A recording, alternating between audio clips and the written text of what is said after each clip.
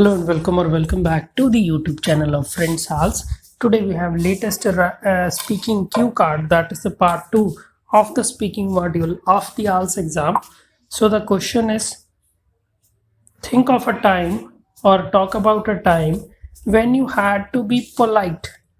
तो पोलाइट का मतलब है कि शायद वो सिचुएशन ऐसी थी कि आप एग्रेसिव हो सकते थे, आप गुस्से में हो सकते थे, बट आप पोलाइट रहे. तो where did this happen?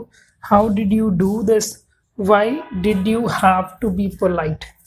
तो देखिए, जब भी क्यू कार्ड आपको दिया जाता है, क्वेश्चन के साथ ही साथ आपको एक ब्लैंक पीस ऑफ पेपर और एक जिसको स्क्रिबल पैड भी बोलते हैं ये, और एक पेंसिल दी जाती है आपको प्रिपेयर करने के लिए. तो बहुत इंपॉर्टेंट है कि आप 1 मिनट को ऐसे यूटिलाइज करें कि आप एक अच्छा बैंड स्कोर हासिल कर सकें. तो उसके लिए आप उसको एक क्वेश्चन ना लें, आप उसको नंबर ऑफ क्वेश्चंस लें और क्वेश्चंस को सीक्वेंस में आंसर करेंगे तो आपका लेंथ भी बन जाएगी और आप एक बढ़िया बैंड स्कोर हासिल कर सकते हैं.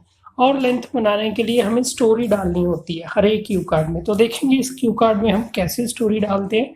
तो स्टार्ट करेंगे. Well, I am a peace loving person, so in most of my conversations I refrain from wasting my energy by yelling at others.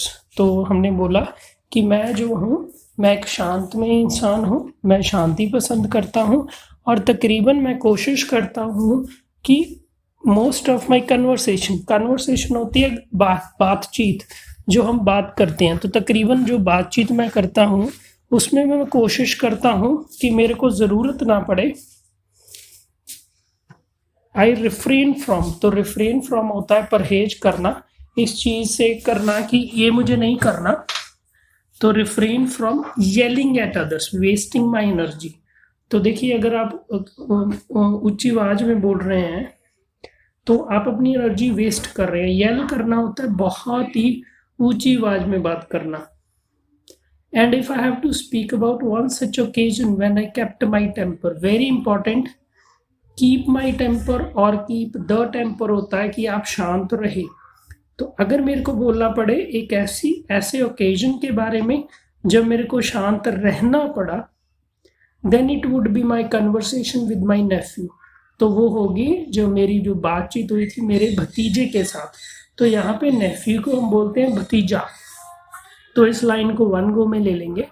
Well, I am a peace loving person, so in most of my conversations I refrain from wasting my energy by yelling at others, and if I have to speak about one such occasion when I kept my temper, then it would be my conversation with my nephew. Next line ले लेंगे. Actually okay, यहाँ पे हम situation को explain कर रहे हैं, story को शुरू कर रहे हैं. असल में हमने टाइमलाइन दे दिया कि ये हुआ था last year, it happened last year. तो हैपन का हमने ईडी पास्ट पार्टिसिपल लगा लिया और सिंपल पास्ट बना दिया. That I had an argument with him over the consumption of fast food. देखिए, यहाँ पे हम बैक रेफर कर रहे हैं, इसका बहुत ही बढ़िया स्कोर है आपके स्पीकिंग में. ओवर द कंजम्पशन ऑफ, तो मैंने वोकैबुलरी की भी एक शॉर्ट डाली है इससे रिलेटेड, उसको जरूर आप देखें. तो उसमें मैंने एक्सप्लेन किया है कि ओवर द कंजम्पशन माने इनटेक, जो आप खाना खाते हैं, जो कुछ भी चीज़ खाते हैं उसको बोलते हैं कंज्यूम करना. तो over the consumption of fast food मतलब कि वो बातचीत हो रही थी कि फास्ट फूड खाना है या नहीं खाना. एट अ मार्केट प्लेस, तो मार्केट प्लेस मतलब मार्केट जहाँ पे कोई चीज़ आपको मिलती है. When he insisted on eating a burger, तो insist on very important prepositional phrase है आपका, मतलब कि जोर देना. जब वो जोर दे रहा था कि उसे एक बर्गर खाना है. आपकी पूरी लाइन होगी, actually it happened last year that I had an argument with him over the consumption of fast food at a marketplace when he insisted on eating a burger. I advised him to abstain from such food items. तो abstain from का मतलब होता है कि पूरी तरह से परहेज करना, बिल्कुल इन आइटम्स को खाना छोड़ देना. as they are really harmful for the health, जैसे कि वो हमारी हेल्थ के लिए बहुत ही ज़्यादा खतरनाक हैं. But he started to act stubbornly, तो यहाँ पे मतलब है कि वो एक ढिठाईपन शो करने लग गया कि वो मेरी बात नहीं मान रहा था। And I was left with no other option than to buy him a burger. तो मेरे पास कोई भी और ऑप्शन नहीं बचा, मेरे को उसको बर्गर खरीद के देना पड़ा। तो प्लीज़ आप नोट कर लीजिए, I was left with no other option than to, इसको एज इट इज़ आप नोट कर लीजिए। Okay, I purchased one for him, तो मैंने उसको एक खरीद के दे दिया।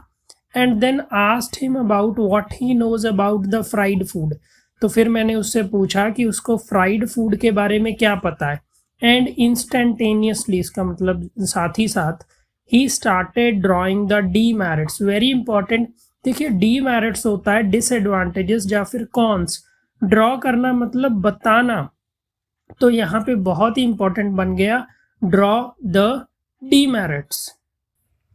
And when I was convinced that he had finished the citing up of cons, तो मैंने फिर उससे पूछा कि और जब मैंने उससे पूछा कि आप फास्ट फूड क्यों खाते हो, तो उस केस में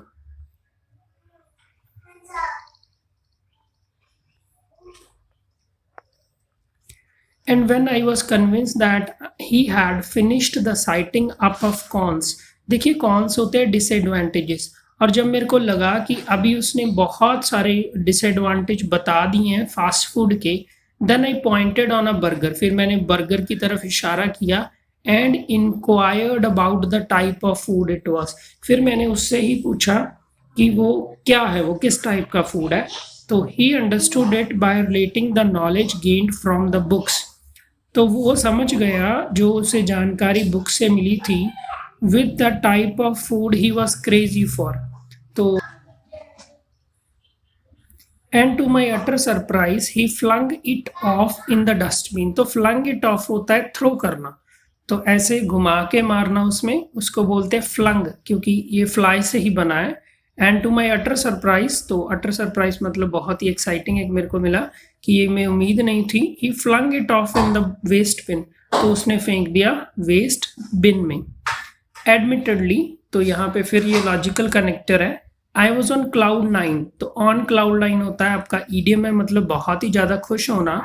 एज माई मोटिव, मोटिव होता है आपका जो मेन उद्देश्य है जो आप करना चाहते हैं, of teaching healthy habits to a young one was served. Very important, to serve, motive was served माने कि जो पर्पस था वो पूरा हो गया, तो आपकी पूरी लाइन बन गई। Admittedly I was on cloud 9 as my motive of teaching healthy habits to a young one was served.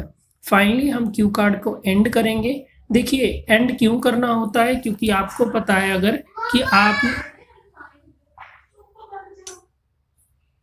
अगर आपको पता है कि आपने लेंथ पे बोला है और अभी आप एग्जामिनर को बताना चाहते हैं कि मैं फिनिश करने वाला हूं, तो बेटर है कि आप ईडियम से ही फिनिश करें। तो एक ऑप्शन है ऑल इन ऑल।